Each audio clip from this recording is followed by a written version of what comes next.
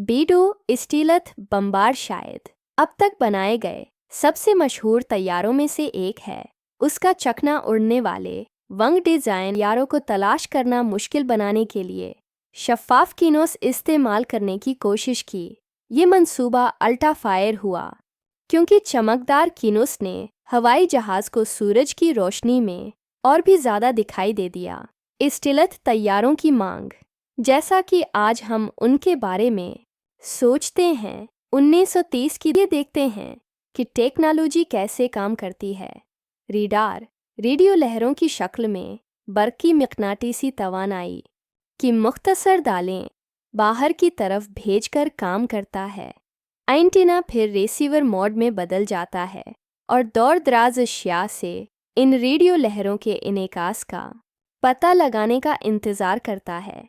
Radar को अब screen पर एक बल्ब मौसूल होता है जिसे रेडार क्रॉस सेक्शन कहा जाता है और उसका साइज़ एंटीना पर वापस आने वाली रेडियो लहरों की शिद्दत के साथ तब्दील होता है। रेडार क्रॉस सेक्शन इस बात का पैमाना है कि कोई चीज़ रेडार के साथ कितनी काबिल शनाख्त है।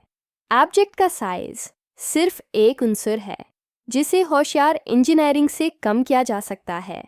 B-2 के परों का फैलाव 2 मीटर है। फिर भी उसके रेडार का क्रॉस सेक्शन एक बड़े परंदे जैसा ही बताया गया है। तो B-2 इस नाकाबिल यकीन कारनामे को कैसे हासिल करने का इंतज़ाम करता है? B-2 के पीछे बुनियादी तस्वीर 81 है। ये रेडियो लहरों को माखद से दौर मुनाकिस करने के लिए डिज़ाइन किया गया था ताकि उन्हें कभी भी पता चलने का मौका न मिले। हैरत अंगेज़ बात यह है कि B-2 की हर सतह को जहन में रखकर डिज़ाइन किया गया है। हवाई जहाज़ को कंप्यूटेशनल मॉडल्स और एक सुपर कंप्यूटर की मदद से डिज़ाइन किया गया था जिसके नतीजे में नाकाबिल यकीन हद तक पेचीदा खमीदा शक्ल पैदा हुई। ये टेक्नोलॉजी F-117 नेथॉक की तरक्की के दौरान दस्तयाब नहीं थी, जिसके नतीजे में इसके बहुत आसान पहलों वाले फिलेट पैनल बन गए। B-2 के रेडार क्रॉस सेक्शन को इसके हमवार फ्लाइंग वंग डिज़ाइन की वजह से मज़ीद कम किया गया है। इसके अंतःई आकाश इंजन हवाई जहाज़ के अंदर एम्बेड किए गए हैं जहां रेडार इसे नहीं देख सकता। यहाँ तक कि इंजन के हवा के इनटेक और एग्जॉस्ट वेंट भी हवाई जहाज़ के ऊपर वाक़े होते हैं ताकि ये यकीनी बनाया जा सके कि उनका ज़मीनी आलात से पता नहीं चल सकता। लेकिन फ्लाइंग विंग में कुछ और दाएं बाजू के सर्रों पर सप्लट रडर्स का इस्तेमाल करता है। वो बाजू के दोनों तरफ को सिस्त करने के लिए हवा के ब्रेक का काम करते हैं और जमाई की हरकत का सबब बनते हैं। लेकिन जब इस्तेमाल में हो तो सप्लट रडर्स हवाई जहाज़ के रेडार क्रॉस सेक्शन को बढ़ा सकते हैं। इसलिए B-2 अपने बाएं और दाएं इंजनों की तफरीक को इस्तेमाल कर सकता है ताकि इसे कंट्रोल किया जा सके जब स्टीलथ को तरजीह दी जाए।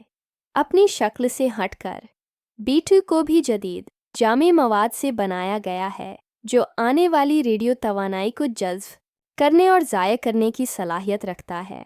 B-2 की सही साख्त की दर्जा बंदी की गई है, लेकिन हम जानते हैं कि जल्द को कार्बन फाइबर से तक़वियत याफ्ता प्लास्टिक से बनाया गया है, जबकि B-2 का सरकर्दा किनारा मुमकिना तौर पर ऐसे मवाद से पेंट किया गया है जिसमें लोहे के छोटे ज़रात होते हैं जो बरकी मकनातीसी तवानाई को जज़्ब करके इसे हरारत में तब्दील कर देते हैं।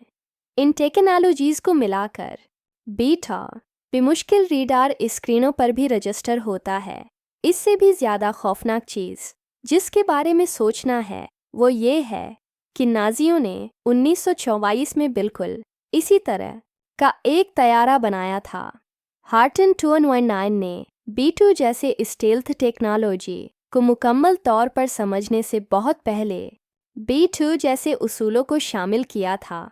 आज हम सिर्फ इस बात का तसव्वुर कर सकते हैं कि अगर यह तैयारा जंग के खात्मे से पहले तैयार हो जाता तो उसका क्या असर होता हवाई हमले का सायरन बज रहा है।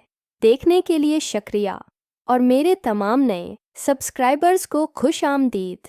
मैंने अपने आप से कहा कि मैं उस वक्त तक पेट्रियन अकाउंट कायम नहीं करूँगा जब तक कि मैं 10,000 सब्सक्राइबर्स को नहीं कर लेता, और मैंने अपनी पिछली वीडियो के साथ इस मकसद को पूरा कर लिया। इसलिए इसका लिंक मेरे इंस्टाग्राम, फेसबुक और ट्विटर अकाउंट्स के साथ नीचे है। मैं अपनी अगली वीडियो के लिए बहुत पुरजोश हूँ, इसलिए सब्सक्राइब करना यकीनी बनाएं और जब ये सामने आए तो उसे देखें।